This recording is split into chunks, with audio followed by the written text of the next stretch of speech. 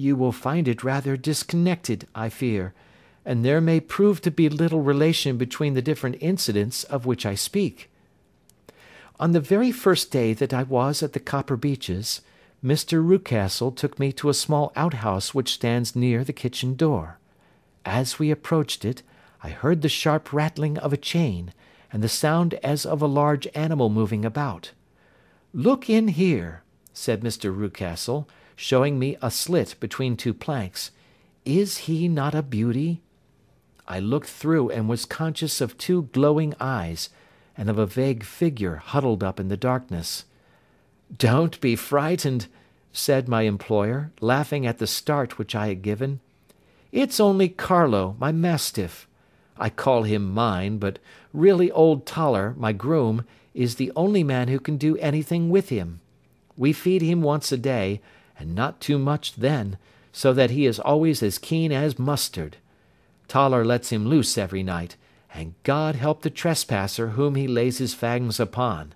For goodness' sake, don't you ever, on any pretext, set your foot over the threshold at night, for it's as much as your life is worth." The warning was no idle one, for 2 nights later I happened to look out of my bedroom window about 2 o'clock in the morning.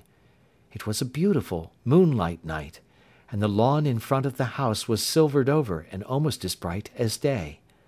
I was standing, wrapped in the peaceful beauty of the scene, when I was aware that something was moving under the shadow of the Copper Beeches. As it emerged into the moonshine, I saw what it was. It was a giant dog, as large as a calf, tawny tinted, with hanging jowl, black muzzle, and huge projecting bones. It walked slowly across the lawn and vanished into the shadow upon the other side. That dreadful sentinel sent a chill to my heart which I do not think that any burglar could have done. And now I have a very strange experience to tell you.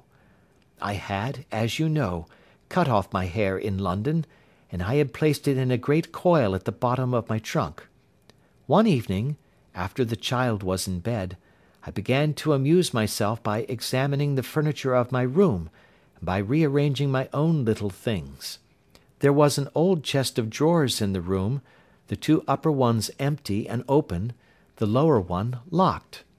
I had filled the first 2 with my linen, and as I had still much to pack away, I was naturally annoyed at not having the use of the 3rd drawer. It struck me that it might have been fastened by a mere oversight, so I took out my bunch of keys and tried to open it. The very first key fitted to perfection, and I drew the drawer open. There was only one thing in it, but I am sure that you would never guess what it was. It was my coil of hair. I took it up and examined it. It was of the same peculiar tint and the same thickness. But then the impossibility of the thing obtruded itself upon me. How could my hair have been locked in the drawer? With trembling hands I undid my trunk, turned out the contents, and drew from the bottom my own hair. I laid the 2 tresses together, and I assure you that they were identical. Was it not extraordinary? Puzzle as I would, I could make nothing at all of what it meant. I returned the strange hair to the drawer, and I said nothing of the matter to the Rucastles, as I felt that I had put myself in the wrong by opening a drawer which they had locked. I am naturally observant, as you may have remarked, Mr. Holmes, and I soon had a pretty good plan of the whole house in my head. There was one wing, however, which appeared not to be inhabited at all. A door which faced that which led into the quarters of the Tollers opened into this suite, but it was invariably locked. One day, however, as I ascended the stair, I met Mr. Rucastle coming out through this door, his keys in his hand, and a look on his face which made him a very different person to the round, jovial man to whom I was accustomed. His cheeks were red, his brow was all crinkled with anger, and the veins stood out at his temples with passion.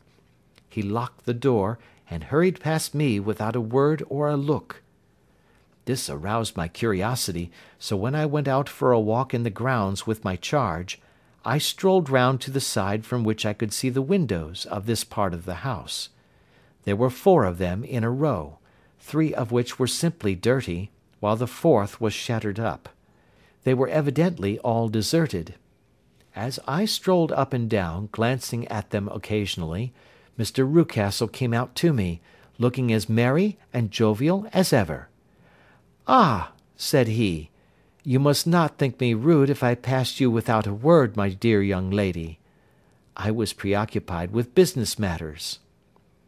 I assured him that I was not offended. "By the way," said I, "you seem to have quite a suite of spare rooms up there, and one of them has the shutters up." He looked surprised, and, as it seemed to me, a little startled at my remark. "Photography is one of my hobbies," said he. "I have made my dark room up there. But, dear me, what an observant young lady we have come upon! Who would have believed it? Who would have ever believed it?" He spoke in a jesting tone, but there was no jest in his eyes as he looked at me. I read suspicion there and annoyance, but no jest. "Well, Mr. Holmes, from the moment that I understood that there was something about that suite of rooms which I was not to know, I was all on fire to go over them. It was not mere curiosity, though I have my share of that.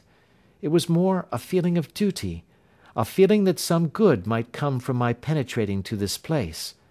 They talk of woman's instinct. Perhaps it was woman's instinct which gave me that feeling.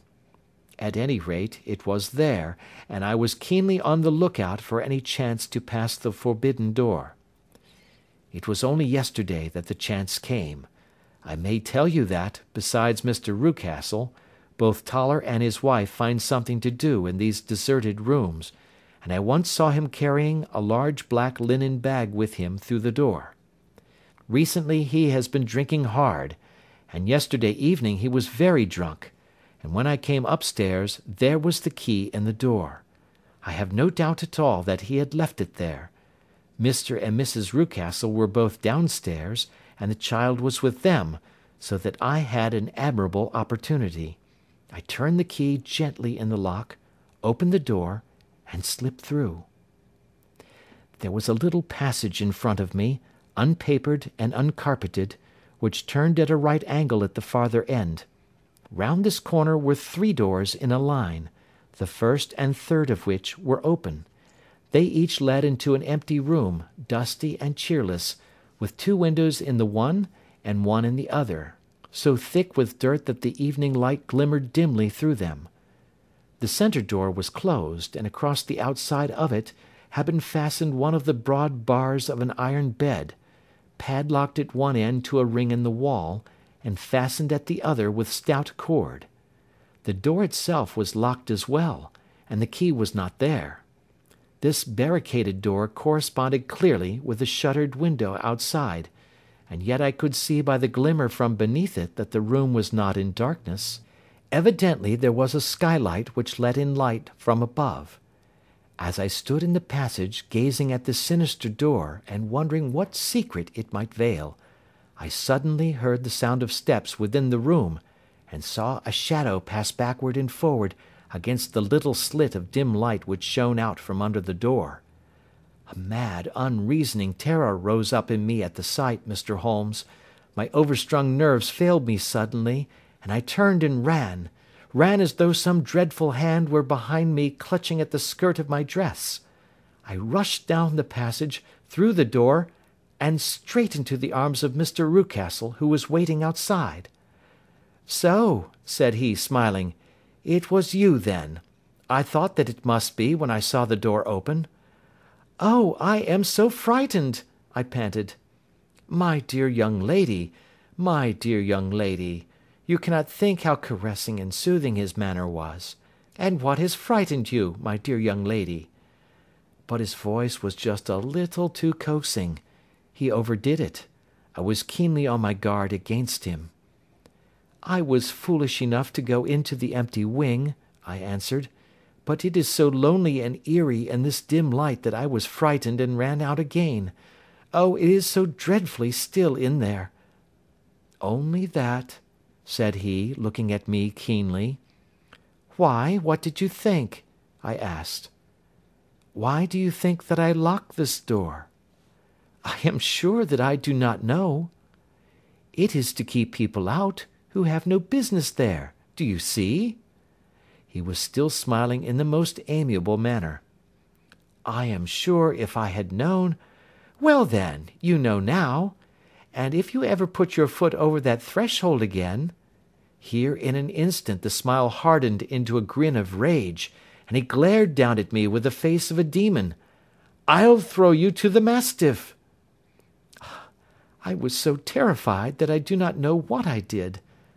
I suppose that I must have rushed past him into my room. I remember nothing until I found myself lying on my bed, trembling all over. Then I thought of you, Mr. Holmes. I could not live there longer without some advice. I was frightened of the house, of the man, of the woman, of the servants, even of the child. They were all horrible to me. If I could only bring you down, all would be well. Of course I might have fled from the house, but my curiosity was almost as strong as my fears. My mind was soon made up. I would send you a wire. I put on my hat and cloak, went down to the office, which is about half a mile from the house, and then returned, feeling very much easier. A horrible doubt came into my mind as I approached the door, lest the dog might be loose, but I remembered that Toller had drunk himself into a state of insensibility that evening, and I knew that he was the only one in the household who had any influence with the savage creature, or who would venture to set him free.